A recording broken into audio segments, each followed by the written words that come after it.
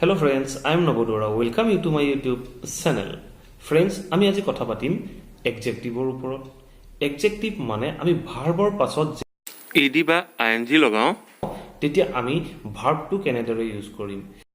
কাৰ লগত ing আৰু কাৰ লগত ed ইউজ কৰিম। যেনে I am boring. I am bored. কোনটো শুদ্ধ বা কোনটো আমি কোৱাৰ উপযোগী বা আমি কোনটো কম এইখিনি জানিবলৈ এই ভিডিওটো শেষলৈকে চাই থাকক। So friends, without wasting time, let's get started to the point. I am boring. I am bored. এই বাক্যটোত চাওক কোনটো শুদ্ধ বা কোনটো ভুল। হয়তো আপোনালোকৰ বুজি পাবলৈ দিগদাৰ হৈছে কোনটো শুদ্ধ কোনটো ভুল। এই সকলোখিনি আপোনালোকৰ সমস্যা মই দূৰ কৰি দিম। কিন্তু ভিডিওটো আৰম্ভ কৰাৰ আগত মই এটা আপোনালোকক ৰিকুৱেষ্ট কৰো, যদি আপোনালোকে মোৰ চেনেলটো এতিয়াও সাবস্ক্ৰাইব কৰা নাই প্লিজ সাবস্ক্ৰাইব কৰি ৰাখক আৰু কাষতে থকা বেল বুটামটো দবাই ৰাখক।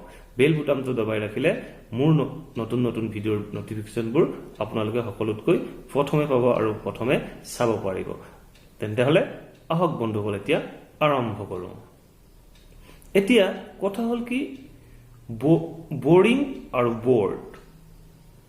I am bored. It's boring. আমি এনেকে ইউজ কৰো। গতিকে এই ক্ষেত্ৰত আমি চাব লাগিব আমি কাৰ লগত ed ইউজ কৰিম আৰু কাৰ লগত ing ইউজ কৰিম। এই কথাখিনি জানিবলৈ এটা সহজ উপায় আছে। কেনেকে জানিম? যদি নাউনটো পাৰ্সন হয়, পাৰ্সন মানে হিউম্যান বিং হয়, লিভিং থিং হয়, যি ফিল কৰিব পাৰে, তেনেবোৰ নাউনৰ লগত আমি ed লগাও। আৰু যিবোৰে ফিলিং কৰিব নোৱাৰে বা ফিলিং নাই তেনেবোৰৰ লগত আমি ing লগাও। গতিকে এই সকলোখিনি বুজিবলৈ আমাক 4-5টা এক্সাম্পলৰ দৰকাৰ হ'ব। এই 4-5টা এক্সাম্পলৰ যোগেদি আপোনালোকক মই বুজাই দিছো। কিন্তু আপোনালোকে ভিডিওটো মাজত নেৰিব, মাজত এৰিলে আপোনালোকৰ অসুবিধা হ'ব। গতিকে আহক এক্সাম্পলৰ সৈতে চাই লওঁ।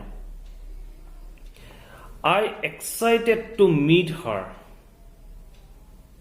I am excited to meet her. মই উৎসাহিত হৈ আছো। I am excited to meet her. তাইক লগ পাবলৈ। বা আমি সেই বাক্যটো অন্য ধৰণে কওঁ I am excited to see it. মই এইটো চাবলৈ উৎসাহিত হৈ আছো। I am excited to see it. It মানে যিকোনো হ'ব পাৰে, আপোনাৰ বাবে এটা গিফ্টটো হ'ব পাৰে, কি গিফ্ট আছে আপুনি চাবলৈ এক্সাইটেড হৈ থাকিব পাৰে। গতিকে আপুনি এক্সাইটেড হৈ আছে।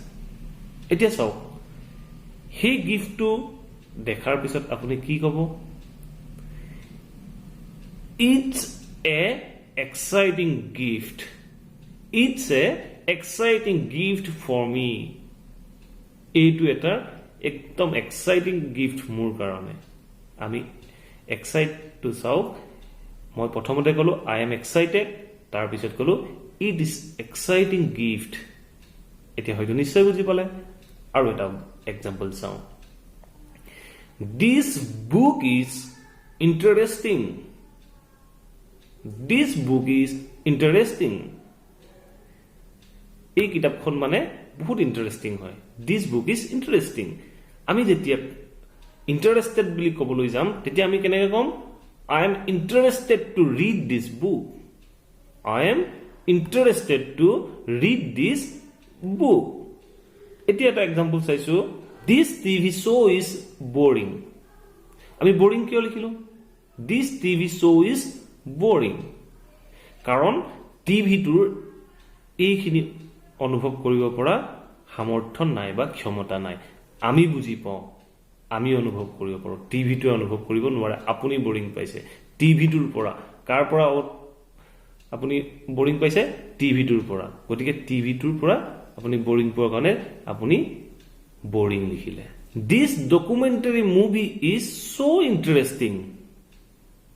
This documentary movie is so interesting. Documentary movieখনৰ কোনো ফিলিংছ নাই, গতিকে ইন্টাৰেষ্টিং হ'ল।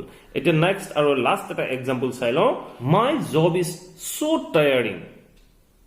My job is so tiring.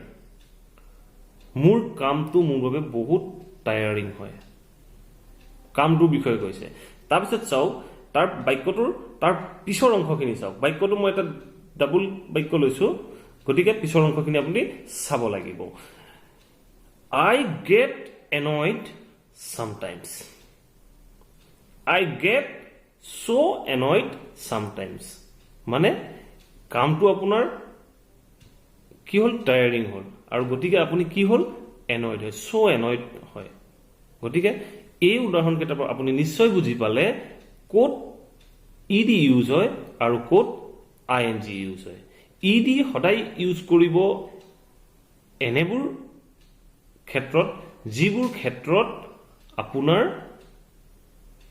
নাউনটো বা প্ৰনাউনটোৱে ফিল কৰিব পাৰে আৰু যিবোৰ নাউন বা প্ৰনাউনৰ ফিলিং কেপাচিটি নাথাকে তেনেবোৰৰ ক্ষেত্ৰত আইএনজি ইউজ কৰিব এতিয়া এনেবোৰ বাক্য আমি যেতিয়া পাষ্ট টেন্সত কওঁ তেতিয়া আমি কেনেকৈ কওঁ I was bored I was excited to see that gift I was excited to see that gift এনেবোৰ বাক্য আমি পাষ্ট টেন্সত কওঁ I was confused I was confused এই উদাহৰণ কেইটাৰ পৰা আপুনি হয়তো নিশ্চয় বুজি পাইছে যদি বুজি পোৱা নাই মোৰ কমেন্ট বক্সত কমেন্ট কৰি দিব মই নেক্সট ভিডিও বনাই আপোনালোকক দিম সো ফ্ৰেন্ডস আপোনালোকে ভিডিওটো নিশ্চয় ভাল পালে যদি ভাল পালে প্লিজ লাইক কৰিব শেয়াৰ কৰিব আৰু কমেন্ট কৰিব আৰু যদি আপোনাৰ কোনো বন্ধু বান্ধৱ সকলে ইংলিশ ক'বলৈ বা শিকিবলৈ যত্ন কৰি আছে তেখেত সকলৰ মাজত ভিডিওটো শেয়াৰ কৰিব যদি আপোনালোকে মোৰ চেনেলটো এতিয়াও সাবস্ক্ৰাইব কৰা নাই প্লিজ সাবস্ক্ৰাইব কৰি ৰাখিব আৰু কাষত থকা বেল বুটামটো দবাই ৰাখিব thank you for watching the video